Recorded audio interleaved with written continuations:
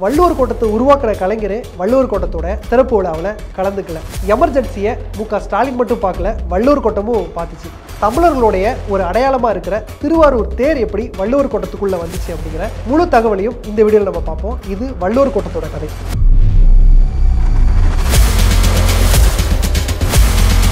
Modern தமிழோட நேயர்களுக்கு வணக்கம்.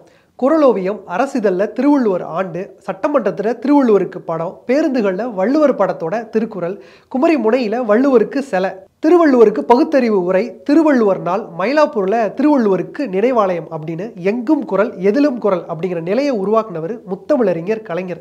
அவர் திருவள்ளுவருக்கு செய்த இன்னொரு மிக முக்கிய சிறப்பு அப்படின்னா அது வள்ளுவர் கோட்டம். 1974 செப்டம்பர் 18 அப்போ தமிழ்நாட்டு முதல்வராக அப்போ கலைஞர் இருக்கும்போது தான் வள்ளுவர் கோட்டத்துக்கு அடிக்கால் நாட்டப்பட்டுச்சு. அப்போ கலைஞருடைய ஆட்சி காலத்தில் அவரால் தான் திருவாரூர் கோயில் தேர் புதுப்பிக்கப்பட்டுச்சு. அந்த திருவாரூர் கோயில் தேரை மையமாக வச்சு தான் வள்ளுவர் கோட்டத்து தேர் உருவாக்கப்பட்டுச்சு. 2 யானைகள் 128 அடி தேரை இழுக்கிற மாதிரி வெளிப்புற வடிவமைப்போம். தேருக்குள்ள இருக்கிற கருவறையில் வள்ளுவர் சிலையும், கருவறை தூண்களில் திராவிட பாணியில் வடிவமைப்பு கொண்டு இந்த தேர் உருவாக்கப்பட்டுச்சு. இந்த தேரோட கீழ்ப்பகுதியில் திருக்குறளில் உள்ள கருத்துக்களை விளக்குற சிற்பங்கள் அழகாக வடிவமைக்கப்பட்டிருக்கும். தேரோட முன்பகுதியில் 4000 மக்கள் கூடுற அளவுக்கு ஒரு அரங்கம் ஒன்று அமைக்கப்பட்டுச்சு. அரங்கங்களை சுற்றியும் குறளுடைய கருத்துக்களை வெளிப்படுத்துகிற விதமாக ஓவியங்கள் அமைக்கப்பட்டிருக்கும். இப்படி பார்த்து பார்த்து செதுக்கின வள்ளுவர் கோட்டத்தை திறந்து வைக்கிற வாய்ப்பு கலைஞருக்கு வாய்க்கலை அப்படிங்கிறது தான் உண்மை.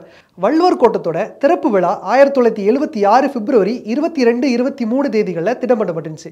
ஆனால் 1976 ஜனவரி 31 அப்பவே எமர்ஜென்சி அமலுக்கு வந்ததுனால திமுக ஆட்சி கலைக்கப்பட்டுச்சு.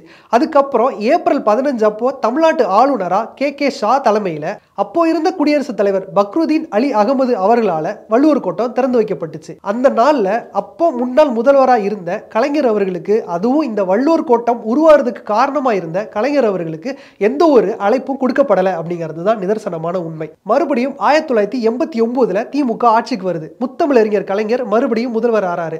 அவர் முதல்வர் ஆனதும் பதவியேற்பு விழாவை வள்ளுவர் கோட்டத்தில் நடத்துறாரு.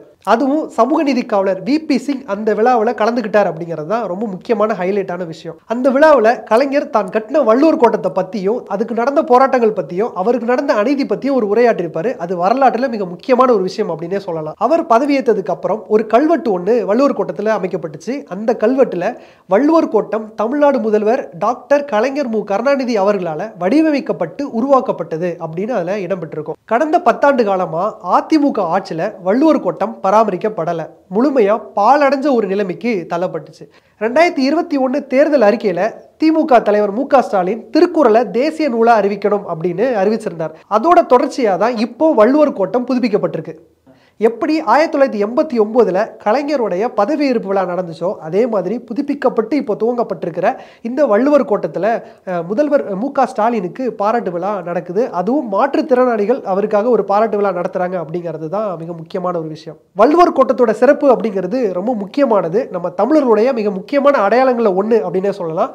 நம்முடைய முதல்வர் வழியிலேயே, நம்முடைய தமிழ்நாட்டின் வழியிலேயே வள்ளுவத்தை போற்றுவோம்.